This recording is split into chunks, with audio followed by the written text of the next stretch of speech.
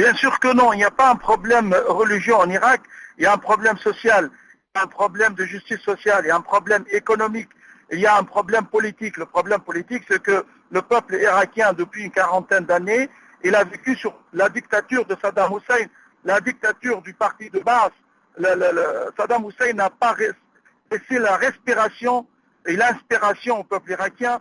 Aujourd'hui, l'Irak, si on essaie de montrer qu'il y a un problème ethnique entre arabes et kurdes ou un problème religieux entre sunnites et chiites, c'est les ennemis de l'Irak qui essaient de monter les communautés irakiennes les unes contre les autres, et on voit très très bien que ce qu'ils appellent les insurgés, ce sont des mercenaires venus de l'Afrique du Nord, venus d'autres pays comme l'Afghanistan, le Pakistan, venus de l'Égypte et d'autres pays. Ça veut dire que les insurgés ou les groupes qui mènent les terreurs en Irak, ce ne sont pas dans leur ensemble des Irakiens. Aujourd'hui, le problème n'est pas un problème ethnique, n'est pas un problème religieux, c'est un problème économique, c'est un problème social et c'est un problème aussi de participation politique. Bien sûr, cette région de Mossoul et Anbar et d'autres régions dans le nord irakien méritent plus d'attention du gouvernement central, méritent qu'on prenne soin de ces Irakiens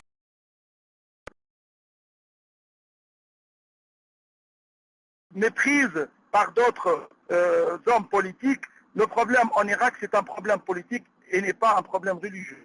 Ce malheur qui est arrivé aujourd'hui, en fait, c'est un bien.